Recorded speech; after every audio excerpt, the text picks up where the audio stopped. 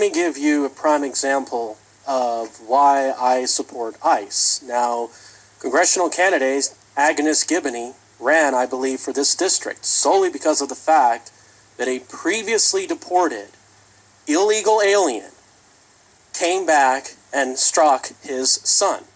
Ronald was talking on the driveway, his friend, Robert, when Ronald noticed somebody coming behind Robert and turned halfway, and that instant the guy fired. My son got shot in the arm. The bullet traveled across his chest.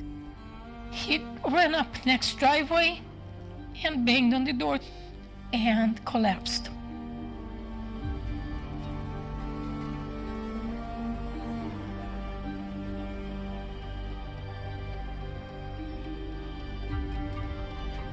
I called home and my husband said that the detective in El Monte said that Ronald had been shot in the shoulder.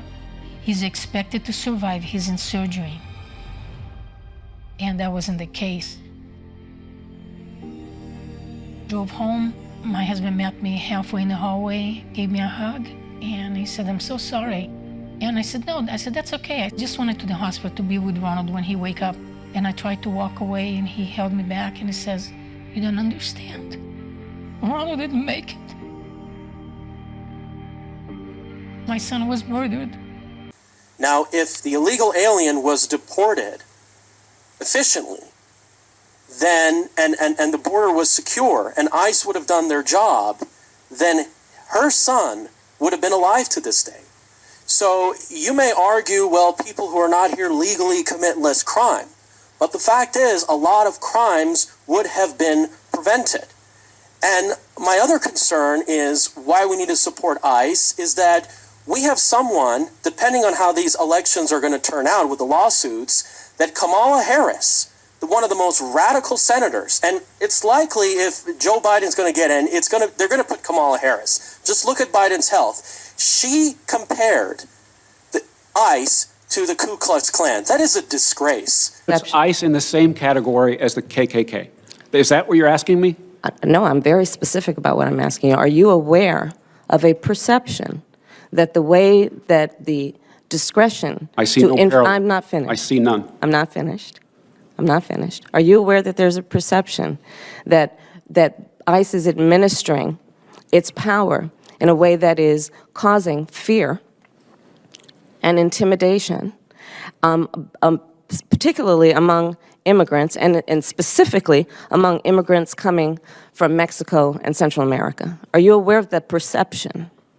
I do not see a parallel between the power and the authority that ICE has to do its job and the agents and officers who do it professionally and excellently with lots of compassion. Sir, how can you be the head of an agency and be unaware of how your agency is perceived by certain communities? There is a lot of perceptions in the media and in the public that are incorrect. They are not a race-baiting agency.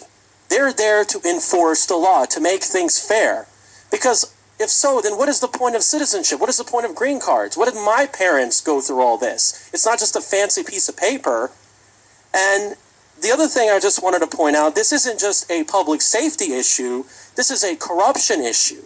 Because they know by pumping more of these aliens in, it's going to directly or indirectly boost political support for politicians. And it means very likely they can play identity politics and increase their chances of winning elections. So what I'm really concerned about is the corruption and also the resource management. And when I talk about housing, the question is, why do we need more people in our state and our country when we can't take care of our own? That we have a housing crisis.